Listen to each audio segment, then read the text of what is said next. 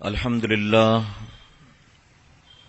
للہ رب العالمین والعاقبۃ للمتقین والصلاة والسلام علی سید الانبیاء والمرسلین اما بعد فاعوذ باللہ من الشیطان الرجیم بسم اللہ الرحمن الرحیم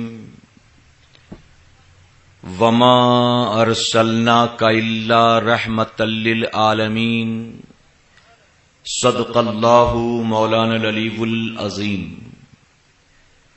باد توحید کے متوالو، شمع رسالت کے پروانوں، غوث و خواجہ اور رضا کے چاہنے والوں، آئیے سب سے پہلے ہم اور آپ نہایت ہی ادب اور احترام کے ساتھ اپنے اور ساری کائنات کے مرکز عقیدت جناب محمد الرسول اللہ صلی اللہ تعالی علیہ وسلم کی بارگاہ بے کس پناہ میں جس طرح سے میں آپ کو پڑھاؤں میرے ساتھ مل کر بآواز بلند ہدیہ غلامی درود و سلام کے انداز میں پیش کریں۔ پڑھیں الصلاۃ والسلام علیک یا رسول اللہ، الصلاۃ والسلام علیک یا حبیب اللہ، الصلاۃ والسلام علیک یا حبیب اللہ، الصلاۃ والسلام علیک یا نبی اللہ، الصلاۃ والسلام علیک یا نبی اللہ، وعلی آلک وعلی آلک واصحابک واصحابک یا نور اللہ یا نور اللہ، صلی اللہ تعالی علیہ وسلم۔ علیک وسلم۔ رب کعبہ کی بارگاہ میں دعا ہے، مولا اپنے حبیب صاحب الاولاق صلی اللہ تعالی علیہ وسلم کے صدقۃ فعل ہم تمام حاضرین اور سامعین کو تو دم واپسی تک حق کہنے، حق سننے اور اپنے حق والے بندوں کے دامن سے وابستہ رہنے کی توفیق نصیب فرما۔ ساتھ ہی بارگاہ رب العزت میں دعا ہے کہ مولا ہم گناہگاروں سیاہکاروں کو خیر وعافیت کے ساتھ ماہ ربیع الاول شریف نصیب فرما، اور ہمیں موت آنے سے پہلے ایک مرتبہ اپنے محبوب صلی اللہ تعالی علیہ وسلم کی میلاد پاک اپنے محبوب کے شہر مدینہ میں نصیب فرما۔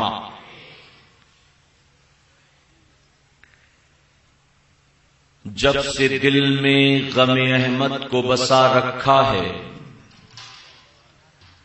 جب سے دل میں غم احمد کو بسا رکھا ہے، سلسلہ میں نے مدینے سے ملا رکھا ہے۔ جب سے دل میں غم احمد کو بسا رکھا ہے، سلسلہ میں نے مدینے سے ملا رکھا ہے، اور ہاں وہ آتے ہیں ابھی آئیں گے آتے ہوں گے، ہاں وہ آتے ہیں ابھی آئیں گے آتے ہوں گے، بس یہی سوچ کے محفل کو سجا رکھا ہے۔ اور سنا ہے آپ ہر عاشق کے گھر تشریف لاتے ہیں، سنا ہے آپ ہر عاشق کے گھر تشریف لاتے ہیں، کبھی میرے بھی گھر میں ہو چراغاں یا رسول اللہ صلی اللہ تعالی علیہ وسلم۔ میرے پیارے آقا علیہ الصلوۃ والتسلیم کے پیارے دیوانوں، احمد نگر کی سرزمین پر سنی دعوت اسلامی کے زیر اہتمام منعقد 2 روزہ سالانہ روح پرور سنی اجتماع کا آج دوسرا دن ہے۔ مغرب کے بعد آپ کے سامنے اپنے شعور کے مطابق کچھ معروضات پیش کرنے کی نیت سے حاضر آیا ہوں۔ جو کچھ بھی کہوں رب تبارک تعالیٰ اس پر سب سے پہلے مجھے، اس کے بعد آپ تمام کو عمل کی توفیق عطا فرمائے۔ میرے پیارے آقا علیہ الصلوۃ والتسلیم کے پیارے دیوانوں، وقت تیزی کے ساتھ گزر رہا ہے، اس لیے زیادہ تمہید میں نہ جاتے ہوئے میں اپنے موضوع پر کچھ باتیں پیش کروں گا۔ امید کرتا ہوں کہ آپ میرے ساتھ آہستہ آہستہ آگے بڑھنے کی کوشش کریں گے انشاءاللہ۔ اگر آپ میرے ساتھ چلے تو میں کچھ باتیں آپ کے ذہن میں، آپ کے دل و دماغ میں اتارنے کی کوشش کروں گا، اور یقیناً میری گفتگو مکمل طور پر اصلاحی ہوگی، اور روزمرہ کی زندگی میں ان باتوں پر ہم آپ آسانی سے عمل کر سکتے ہیں۔ میں کچھ ایسی باتیں آپ کو سمجھانے کی کوشش کروں گا۔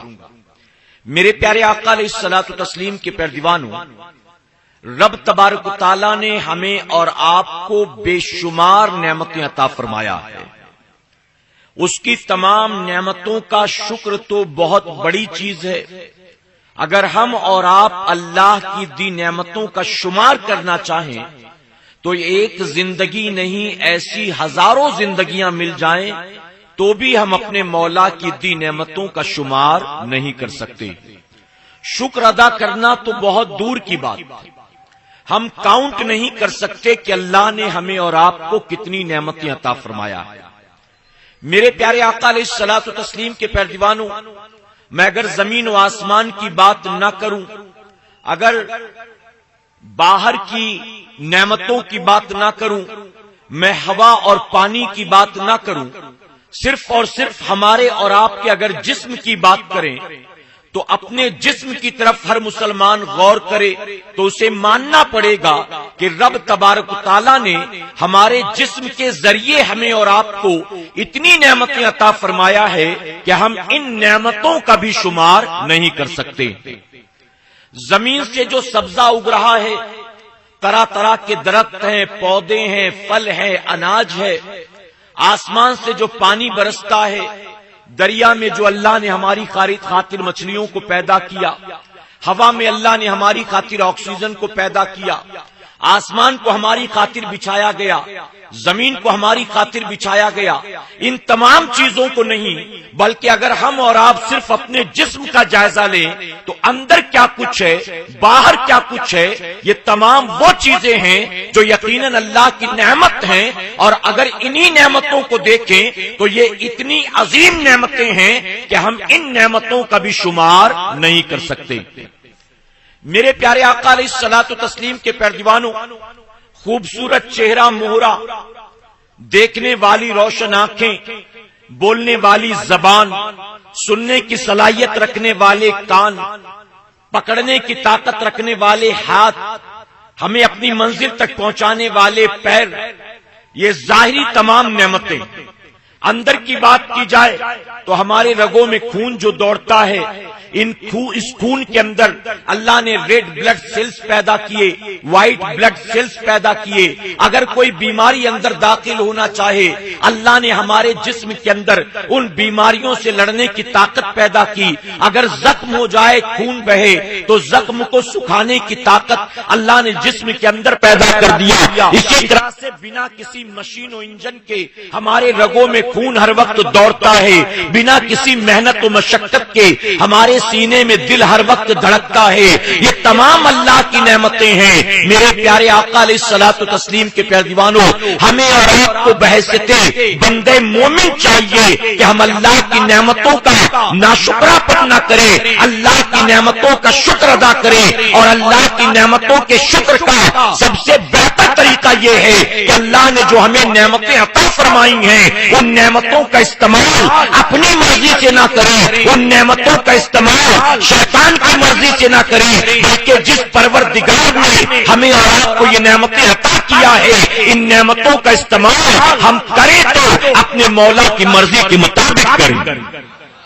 اور یہ اس کی دی نعمتوں کے شکر کا سب سے بہتر اور سب سے آسان طریقہ ہے کہ جس نے نعمتیں دی ہیں میں اس کی نعمتوں کا استعمال اسی کی مرضی کے مطابق کروں، اسی کی مرضی کے مطابق۔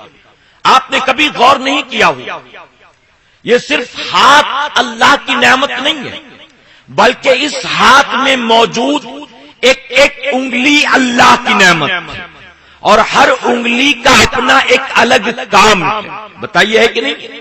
اور میں تو کہتا ہوں مسلمانوں، اللہ کا شکر ادا کرو، ان انگلیوں کے درمیان جو رب نے جوائنٹس پیدا کیے ہیں، یہ جو انگلیاں مڑتی ہیں، فولڈ ہوتی ہیں، کسی چیز کو پکڑنا ہو، اگر یہ انگلیاں نہ مڑے تو ہم پکڑ نہیں سکتے۔ اگر ٹرین میں چڑھنا چاہتے ہیں، بس میں چڑھنا چاہتے ہیں، کوئی سامان اٹھانا چاہتے ہیں تو اس کی خاطر انگلیوں کا مڑنا ضروری ہے۔ تو ہمیں پتہ چلا کہ ان انگلیوں کے درمیان جو ایک ایک جوڑ بنایا ہے اللہ نے، یہ ایک ایک جوڑ بھی اللہ کی نعمت ہے۔ تو میرے پیارے آقا علیہ الصلوۃ والتسلیم کے پیروانوں، میں عرض کر رہا تھا کہ ان انگلیوں کے درمیان جو ایک ایک جوڑ ہے، یقیناً یہ جوائنٹس بھی اللہ کی نعمت ہے۔ آپ نے کبھی ایسے شخص کو دیکھا ہے کہ جس کی ایک یا دو انگلیاں جو ہیں وہ فولڈ نہیں ہو پاتی، مڑ نہیں پاتی ہیں، 3-4 انگلیاں مڑ رہی ہیں، ایک انگلی نہیں مڑتی؟ آپ پوچھیں تو کبھی وہ کہتا ہے بچپن میں کرکٹ کھیل رہا تھا، بال لگ گیا، تب سے یہ انگلی ایسی ہے، بڑا علاج کیا لیکن یہ فولڈ نہیں ہوتی۔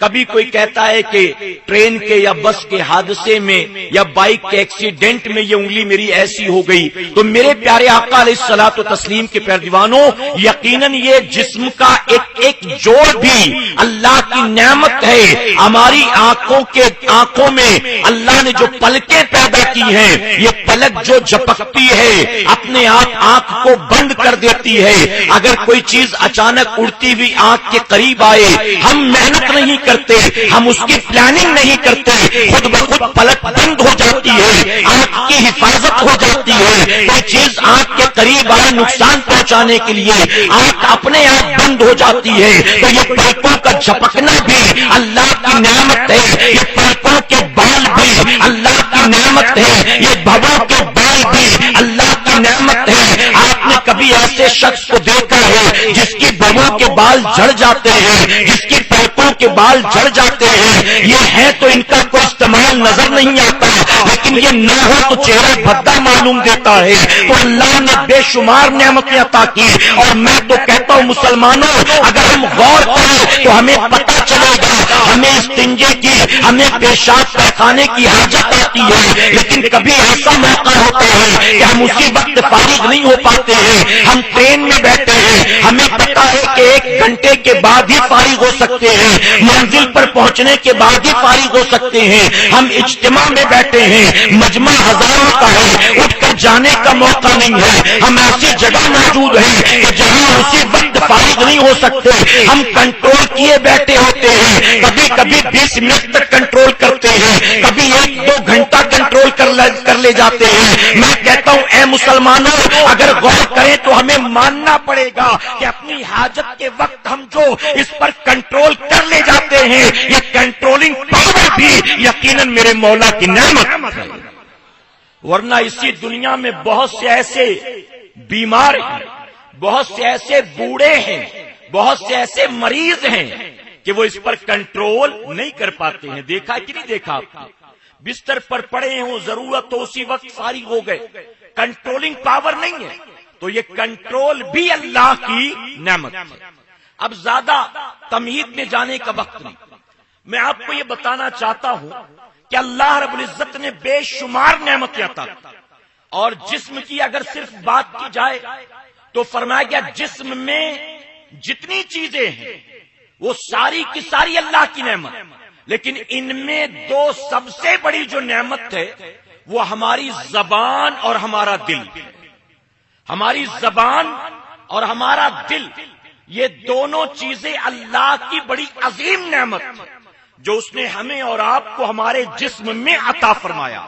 جسم، اور میں نے جیسا کہا کہ اللہ کی دی نعمتوں کا استعمال اپنی مرضی سے نہیں کرنا، بلکہ اللہ کی مرضی سے کرو، اور اللہ کی دی نعمتوں کے شکر کو ادا کرنے کا یہ سب سے بہتر طریقہ ہے کہ اللہ کی نعمتوں کا استعمال اللہ ہی کی مرضی کے مطابق کیا جائے، اپنی مرضی کے مطابق نہیں۔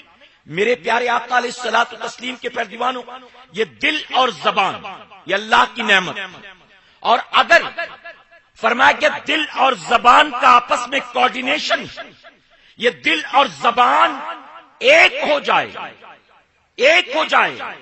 یہ دل اور زبان الگ الگ نہ ہو، ظاہر کچھ اور باطن کچھ اور نہیں بلکہ جو دل میں ہو وہی زبان پر ہو، جو زبان پر ہو وہی دل میں ہو. تو فرمایا گیا کہ زبان اور دل کا اگر کوارڈینیشن ہوتا ہے تو اللہ کے ولیوں کی ایک صفت ہوا کرتی ہے کہ اللہ کے ولیوں کی صفت ہے دل اور زبان ایک ہوتا ہے، ظاہر و باطن میں فرق نہیں ہوتا. ہمارا اور آپ کا معاملہ جدا ہے، ہم اور آپ دل اور زبان کا کوارڈینیشن نہیں ہے الا ماشاء اللہ. آپ سن رہے ہیں توحید نیٹ ورک کی اسلامک آواز. Tawheed network international Islamic YouTube channel. زبان کچھ کہہ رہی ہوتی ہے، اندر دل میں کچھ اور چل رہا ہوتا ہے. راستے میں کوئی مل گیا، ہم کہتے یار بڑے دن کے بعد ملے، کہاں تھے اب تک؟ اور دل کہہ رہا ہوتا ہے مل گیا، اب یہ ٹائم کی کھوٹی کر دے گا، اب یہ مل گیا پتہ نہیں کتنی دیر پکائے گا. غلط تو نہیں کہہ رہا ہوں؟ گھر کوئی مہمان آ جائے تو ہم کہتے یار تم بہت دنوں کے بعد آئے. ہم زبان سے کہتے کہ بہت دنوں کے بعد آئے، کہاں تھے؟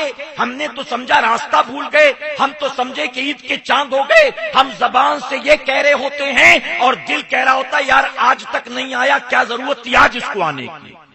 آیا بھی تو غلط ٹائم پہ آیا. تو دل یہ کہہ رہا ہوتا ہے، تو ظاہر کچھ اور ہوتا ہے، باطن کچھ اور ہوتا ہے. یہ ہمارا اور آپ کا معاملہ ہے. میرے پیارے آقا کے پیارے دیوانوں، جب دل اور زبان ایک ہو جائے تو فرمایا گیا بندہ اللہ کا ولی ہو جاتا ہے. کہ یہ اولیاء کی صفت ہے، اولیاء کی خوبی ہے کہ ان کا ظاہر و باطن جدا نہیں ہوتا ہے، ان کے دل و زبان کا کوارڈینیشن ہوتا ہے. میرے پیارے آقا علیہ الصلوۃ والتسلیم کے پیارے دیوانوں، اب دل کی طرف نہ جاتے ہوئے میں زبان کے حوالے سے آپ کو بتاؤں.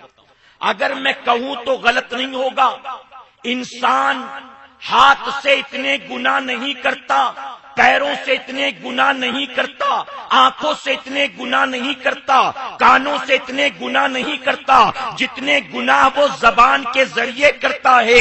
فرمایا گیا زبان وہ ہے کہ جو بندے کو اگر زبان سیدھی ہو تو بندے کو جنت تک لے جاتی ہے، اور زبان ٹیڑھی ہو جائے تو بندے کو جہنم کے گڑھے میں لے جا کر گرا دیتی ہے. آج ہم زبان سے کیا کچھ گناہ کر رہے ہیں. زبان اللہ کی نعمت مانتے ہیں، لیکن کیا اس کا استعمال مولا کی مرضی کے مطابق ہو رہا ہے؟ آج ہم گالیاں دیتے ہیں، آج ہم جھوٹ بولتے ہیں، ایک دوسرے کی غیبت و چگلی کرتے ہیں، بوڑھے ماں باپ کو جھڑکیاں دیتے ہیں، اپنے ہی مسلمان بھائی پر بہتان لگاتے ہیں، ہم غریب کو طنز و طعنہ کرتے ہیں، ہم لوگوں کا مذاق اڑاتے ہیں، ہم زبان سے لوگوں کے سامنے کسی کو رسوا اور ذلیل کرتے ہیں. آج ہم اور آپ زبان کے ذریعے کون کون سے گناہ نامے اعمال میں لکھوا رہے ہیں. کوئی گانے گنگنانے کا شوقین ہے، کوئی گالی گلوز دینے کا شوقین ہے، کوئی ہر بات پر جھوٹ بولنے کا عادی ہے، کوئی حسد و کینہ کی بنیاد لوگوں کی غیبت و چگلی میں لگا رہتا ہے، کوئی مسلمانوں کو برا بھلا کہتا رہتا ہے. اے سرکار مدینہ علیہ الصلوۃ والتسلیم کے پیارے دیوانوں، اسی لیے حضور اکرم صلی اللہ علیہ وسلم نے فرمایا کہ جو خاموش رہا اس نے نجات پالی، جو خاموش رہا اس نے نجات پالی. ہم سمجھتے ہیں جو بولے گا وہ سکسیس ہوگا، جو بولے گا وہ کامیاب ہوگا، جو بولے گا وہ دنیا میں ترقی کرے گا. ہم نے سمجھا دنیا میں ترقی کرنے کا سب سے بہتر طریقہ یہ ہے کہ تم زیادہ بولنے والے بن جاؤ، اور آج اصول بھی یہی بن گیا. ایک آدمی جو خاموشی اختیار کرتا ہے اس سے لوگ دوستی کرنا پسند نہیں کرتے. بہت بور آدمی ہے یار، اس کے دوستی کر کے کوئی مطلب نہیں، اس کے پاس جاؤ تو بور کرتا ہے، کبھی کچھ بولتا نہیں ہے، ہم چٹکلے سنائیں تو ہنستا نہیں ہے، عجیب آدمی ہے، ہم ہی بولتے رہتے ہیں یہ تو ہمیشہ خاموش بیٹھا رہتا ہے. تو جو خاموشی اختیار کرے آج دنیا اس سے دوستی کرنا پسند نہیں کرتی، اسے بور سمجھتے ہیں. اور جو بہت بولا کرتا ہے، باتونی ہوتا ہے، لوگ اس کو ہمیشہ گھیرے رہتے ہیں. اس کے پاس ایسے ٹائم پاس ہو جاتا ہے پتہ ہی نہیں چلتا ہے، اس کے پاس بیٹھو ٹائم کب نکل جاتا ہے پتہ ہی نہیں چلتا ہے. اے سرکار مدینہ علیہ الصلوۃ والتسلیم کے پیارے دیوانوں، اور یاد رکھنا جو بہت زیادہ بولنے کا عادی ہوتا ہے، بہت زیادہ بولنے کے چکر میں کب کیا بولتا ہے، کہاں کیا بولتا ہے، اسے خود بھی اس بات کی خبر نہیں ہوتی ہے. وہ بولنے سے پہلے سوچتا نہیں ہے، وہ بولنے کے بعد غور و فکر کرتا ہے. اور اکثر ہم نے دیکھا کہ بہت سے زیادہ بولنے والے بولتے وقت تو بول جاتے ہیں، اس کے بعد افسوس کرتے ہیں میں نہیں بولتا تو اچھا ہوتا، یار میں نے بولا اس لیے گڑبڑ ہو گئی، میں نہیں بولتا تو ان کے جھگڑے نہیں ہوتے، میں نہیں بولتا تو ان کی دوستی نہیں ٹوٹتی، یہ میرے بولنے کی وجہ سے سب کچھ ہوا. اسی لیے صوفیہ فرماتے ہیں کہ بے وقوف آدمی میں اور عقل مند آدمی میں یہ فرق ہے کہ جو عقل والے ہوتے ہیں ان کا دل آگے ہوتا ہے، زبان پیچھے ہوتی ہے، کہ وہ پہلے زبان سے نکلنے والی باتوں کو دل پر رکھ کر تولتے ہیں اور اس کے بعد بولتے ہیں. ان کا دل آگے ہوتا ہے، وہ تولتے ہیں پھر تول کر بولتے ہیں. لیکن فرمایا گیا جو احمق ہوتا ہے، بے پڑھا لکھا، اس کا حال یہ کہ زبان آگے ہوتی ہے، دل پیچھے ہوتا ہے. پہلے تو بولتا چلا جاتا ہے اور اس کے بعد پھر احساس ہوتا ہے یار میں نے بولا تو صحیح ٹھیک ہے لیکن یہ نہیں بولنا چاہیے تھا، میں نے بولا تو صحیح ٹھیک ہے لیکن اس کے سامنے نہیں بولنا چاہیے تھا، میں نے بولی تو صحیح بات ہے لیکن غلط جگہ پر میں نے بول دیا، مجھے وہاں نہیں بولنا چاہیے تھا. تو کب غور کرتے ہیں؟ بعد میں. میرے پیارے آقا علیہ الصلوۃ والتسلیم کے پیروانوں، اور بہت زیادہ بولنے والے ظاہر ہے لوگوں کی غیبت بھی کرتے ہیں، چگلی بھی کرتے ہیں، مذاق بھی بناتے ہیں، جھوٹ بھی بولتے ہیں، کبھی کبھی فحش کلمات بھی زبان پر لاتے ہیں. اور جھوٹ تو آج آپ جانتے، ہر مسلمان جانتا ہے، جو بولتا ہے وہ بھی جانتا ہے، جو نہیں بولتا وہ بھی جانتا ہے، جو پڑھا لکھا وہ بھی جانتا ہے، جو بے پڑھا لکھا وہ بھی جانتا ہے. شہروں میں رہنے والے بھی جانتے ہیں اور گاؤں دیہات والے بھی جانتے ہیں کہ جھوٹ بولنا حرام ہے اور جھوٹ بولنا گناہ کبیرہ. اس میں کوئی شک نہیں، ہر مسلمان اچھی طرح جانتا. لیکن پھر بھی بتاؤ جھوٹ بولتا ہے کہ نہیں بولتا؟ کتنی تیزی سے دھڑلے سے بولتا. اور بعض تو جھوٹ بولنے کے ایسے ماہرین ہیں کہ لوگ کہتے ہیں کہ یار یہ ایک سفید جھوٹ بولتا ہے، یہ تو سفید جھوٹ بولتا ہے. میرا دوست تو ایسا جھوٹ بولتا ہے کوئی پکڑ ہی نہیں سکتا کہ جھوٹ بول رہا ہے، کوئی پکڑ ہی نہیں سکتا. لوگوں نے جھوٹ بولنے کو کمال سمجھ رکھا ہے، جھوٹ بولنے کو ہنر سمجھ رکھا ہے. اور جھوٹ بری چیز ہے، اور بری چیز سفید نہیں کالی ہوتی ہے. لیکن لوگوں نے معاذ اللہ جھوٹ کو بھی سفید بنا دیا ہے، جھوٹ کو بھی سفیدی کا لبادہ اڑا دیا کہ جھوٹ سفید ہے. اب جھوٹ سفید کیسے ہو سکتا ہے؟ برائی سفید کیسے ہو سکتی؟ میرے پیارے آقا علیہ الصلوۃ والتسلیم کے پیروانوں فرمایا گیا جھوٹ بولنے والے پر اللہ اور اس کے فرشتوں کی لعنت ہوا کرتی ہے. جھوٹ بولنے والے پر اللہ اور اس کے فرشتوں کی لعنت. حضور اکرم صلی اللہ علیہ وسلم فرماتے جو جھوٹ بولتا ہے اس بندے سے، اس کے منہ سے ایسی بدبو نکلتی ہے کہ اس بدبو کی وجہ سے اس کے اپنے محافظ فرشتے اس سے 1 میل دور بھاگ جایا کرتے ہیں. جھوٹے آدمی کے منہ سے ایسی بدبو نکلتی ہے کہ اس کے اپنے محافظ فرشتے اس سے 1 میل نکل جاتے.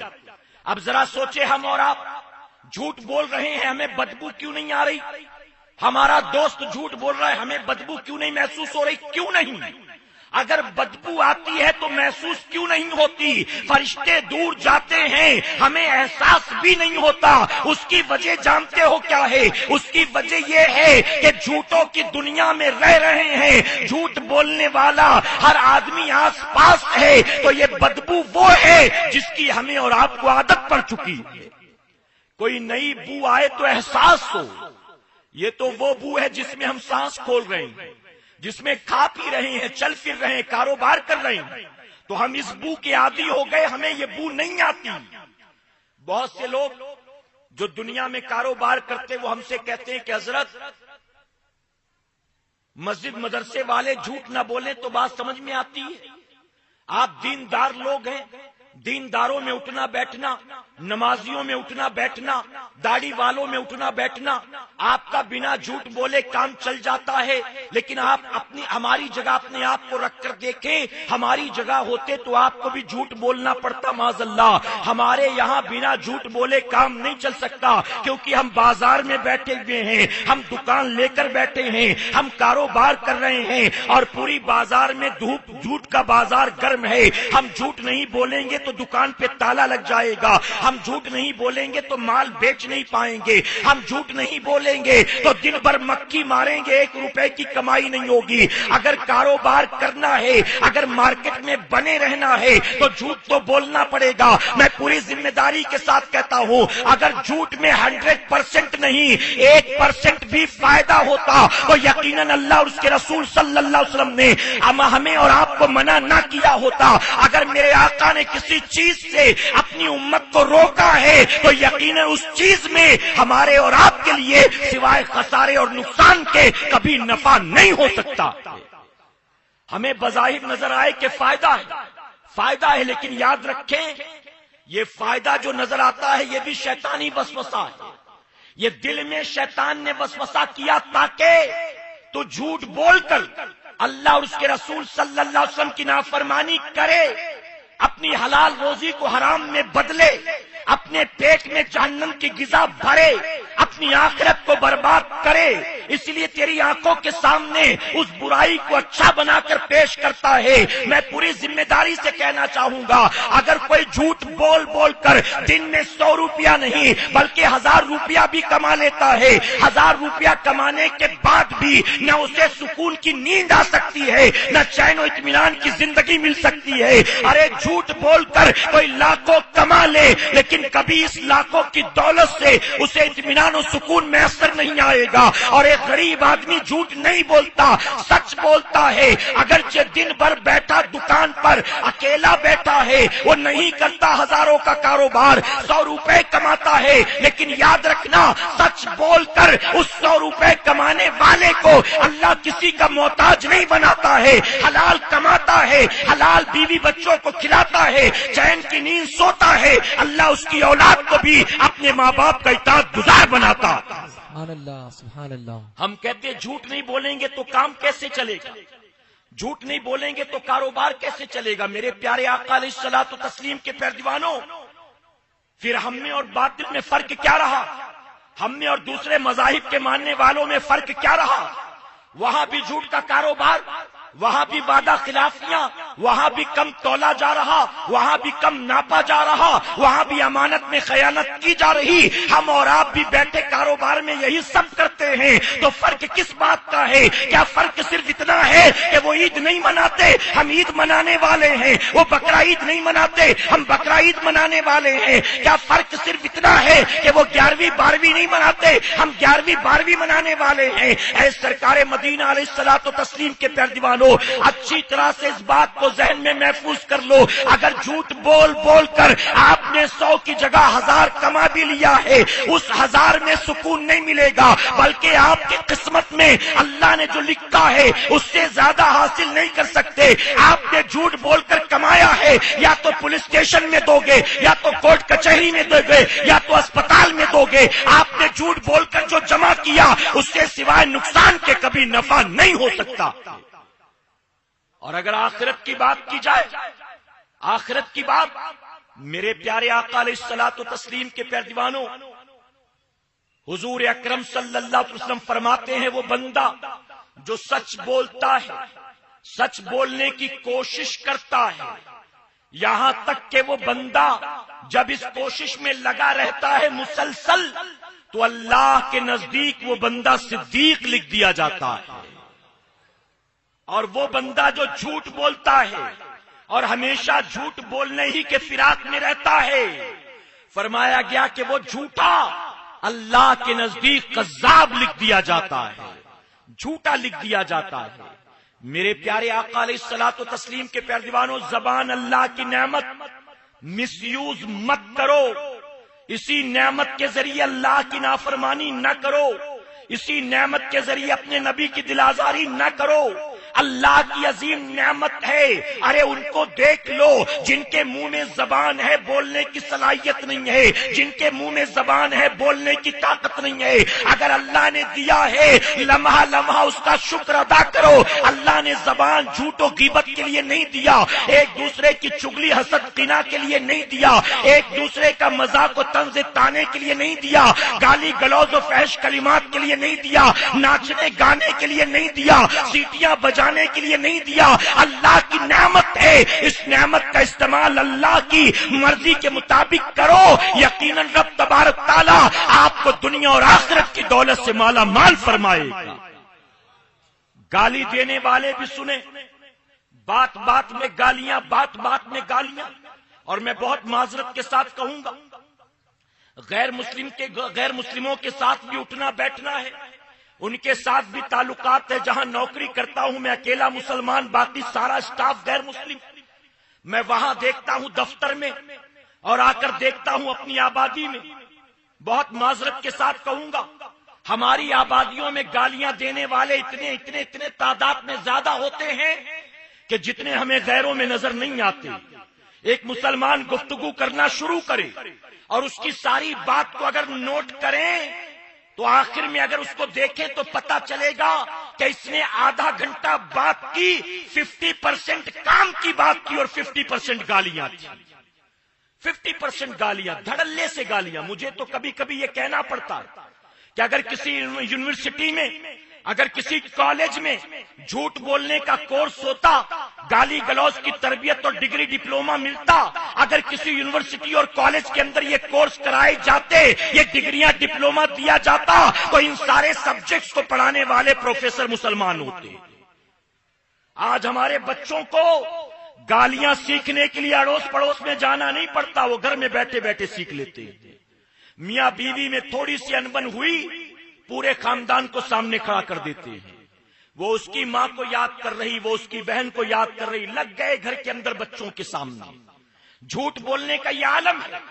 فون بجتا ہے, باپ دیکھتا ہے نمبر اور دیکھنے کے بعد بیوی کو فون دیتا ہے, بچوں کی موجودگی میں فون دیتا ہے اور کہتا ہے کہہ دے کہ میں باتھ روم میں ہوں, ابھی میں نے اس کا فون اٹھا لیا تو یہ 20 منٹ پکائے گا مجھے, کہہ دے کہ میں باتھ روم میں ہوں. بتائیے بچے دیکھ رہے ہیں کہ نہیں اپنی آنکھوں سے؟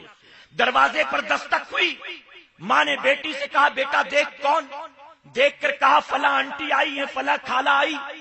تو ماں کہتی ہے کہ ابھی یہ آ کر بیٹھ گئی تو سارا کام رکھڑ جائے گا, ایک کام کر بیٹا تو اندر سے کہہ دے امی بازار گئی ہوئی. تو ہم اپنے بچوں کی خود ہی تربیت کر رہے ہیں. میں ایک گلی سے گزر رہا تھا, 58 سال کا بوڑھا باپ گھر کے باہر کھڑا 8 سال کی بیٹی کو آواز دیتا. چھوٹی سی بچی گھر کے اندر, ایک بار 2 بار آواز دیا, بچی نے نہیں سنا, تیسری بار گالیاں دینی شروع کر دی. اتنی بھدی بھدی گالیاں کہ معاذ اللہ ایک دشمن کسی دشمن کو شاید دیتا ہوگا, اپنی بیٹی کو بھدی بھدی گالیاں دیتا ہے. وہ بچی ڈری سہمی گھر سے باہر آتی ہے کہ ابھی تو گالیاں دے رہا ہے, اب سامنے آؤں گی تو کہیں ہاتھ نہ اٹھا دے, کہیں مارنا پیٹنا نہ شروع کر دے. میں وہیں سے گزرا, دل میں نے سوچا جناب بہت اچھا کر رہے ہو, آج آپ 58 سال کے ہو, اپنی 8 سال کی بیٹی کو گالیاں دے رہے ہو. جب 10 سال کے بعد بیٹی 18 کی ہو جائے گی اور آپ 68 کے ہو جاؤ گے تو آپ کی یہ ساری گالیاں آپ کو آپ کی بیٹی سود کے ساتھ واپس دینے والی ہے. آج تو آپ کا ہاتھ پیر چل رہا ہے, آپ اپنے کام کرنے کے لیے بچی کو آواز دیتے ہو. جب 68 سال کے ہو کر بستر پر پڑے ہوں گے, کھانسو گے اور کہو گے بیٹی ذرا پانی تو پلا دے, تو بیٹی پانی نہیں پلائے گی, تجھے گالیاں دے گی. جب بیٹی سے کہو گے کہ بیٹا 3 بار مانگ چکا, ایک چائے تو دے دے, تو وہ اندر ہی سے کہے گی دنیا میں روزانہ کتنے مرتے ہیں, اس بڈھے کو پتہ نہیں موت کب آئے گی. تو یاد رکھنا جس ماحول میں اپنی اولاد کو پروان چڑھاؤ گے, وہ جوانی کی دہلیز پر قدم رکھنے کے بعد آپ کو ریٹرن میں وہی دینے والے ہیں. اگر آپ نے ببول بویا ہے, آم کی امید کبھی نہ رکھنا, آپ کو سوائے کانٹوں کے کچھ میسر نہیں آئے گا. اسی لیے مسلمانوں توبہ کرو, زبان اللہ کی نعمت ہے. ہے اس کا استعمال اللہ کی مرضی کے مطابق کرو. بند کر دو آج سے جھوٹ بولنا، بند کر دو آج سے گالی گلوز کرنا، بند کر دو اپنی زبان پر فحش کلمات لانا، بند کر دو فضول باتیں کرنا. آخری بات درس کر کے اپنی گفتگو کو مکمل کروں گا. میں اپنی قوم کے نوجوانوں سے مخاطب ہوں. مولا علی کرم اللہ وجہ الکریم ارشاد فرماتے ہیں ایک بندہ جو گالی دیتا ہے اس کی گالی کے ہر الفاظ کے عوض میں، وہ جتنی گالیاں دیتا ہے ہر گالی کے عوض میں اس کی قبر کے اندر ایک بچھو پیدا کیا جائے گا. آپ اندازہ لگاؤ کہ ہر گالی کے بدلے میں قبر کے اندر ایک بچھو پیدا کیا جائے گا. وہ جو کالج کے فرینڈز ہیں ایک دوسرے کو گالیاں دیتے ہیں بات بات میں اور آپس میں یہ بھی کہتے ہیں یہ میرا دوست ہے اس کا میرا چلتا ہے، کوئی اور گالی دے میں برداشت نہیں کر سکتا لیکن یہ میرا دوست ہے میرا اس کا چلتا ہے کوئی مسئلہ نہیں. میں اس کی ماں کو گالیاں دیتا ہوں معاذ اللہ، یہ میری بہن کو گالیاں دیتا ہے معاذ اللہ. ارے بوڑھی ماں گھر پر رکھ پڑی ہوئی ہے اور یہاں بازار میں بیٹا ننگا کر رہا ہے. بہن کو تو پتا بھی نہیں کہ میرا بھائی کہاں ہوگا اور یہاں دوستوں کی محفل میں بہن کو ننگا کیا جا رہا ہے معاذ اللہ. حضور اکرم صلی اللہ علیہ وسلم فرماتے ہیں مجھے تعجب ہوتا ہے ان لوگوں پر جو اپنے ماں باپ کو گالیاں دیتے ہیں. پوچھنے والے نے کہا یا رسول اللہ صلی اللہ علیہ وسلم، اے آقا اپنے ماں باپ کو کون لوگ گالیاں دیتے ہیں؟ تو آپ نے فرمایا وہ جو دوسروں کے ماں باپ کو گالیاں دیتے ہیں وہ گویا انہیں دعوت دیتے ہیں کہ اب تو میرے ماں باپ کو گالی دے. تو ان کا یہ گالی کسی اور کو دینا گویا ایسا ہے جیسے انہوں نے خود اپنے ماں باپ کو گالی دی ہے. اب بتائیے یہ ہوتا ہے کہ نہیں ہوتا؟ ہم کسی کی ماں بہن کو گالی دیں تو یہ نہیں کہتا ویری گڈ بڑا اچھا کام کیا چل چائے پی کر آتے ہیں. کیا کرتا ہے وہ؟ ہم نے 10 گالیاں دی وہ 2 تو ضرور دیتا ہے نا. ارے ہم نوکر کو ڈانٹتے ہیں اس کو گالیاں دیتے ہیں، وہ نوکر ہے خاموش کچھ نہیں کہتا لیکن کیا پیٹھ پیچھے وہ ہمیں گالیاں نہیں دیتا؟ نہیں دیتا. تو توبہ کرو، آج اس اجتماع سے اٹھنے سے پہلے توبہ کرو اور یہ ارادہ کر لو کہ اللہ کی نعمت ہے زبان، اب اس نعمت کا استعمال مولا تیری مرضی کے مطابق کریں گے، اپنی مرضی کے مطابق نہیں. اللہ اپنے حبیب کے صدقے ہمیں آپ کو سب کو کہنے سننے سے زیادہ عمل کی توفیق عطا فرمائے. درمیان گفتگو مجھ سے جانے انجانے میں کسی طرح کی غلطی خامی رہ گئی، آپ سب کو گواہ بنا کر سچے دل سے توبہ کرتا ہوں. رب میری توبہ قبول فرمائے اور ہماری اس محفل کو قیامت میں ہمارے لیے ہمارے والدین کے لیے بخشش اور نجات کا ذریعہ بنائے.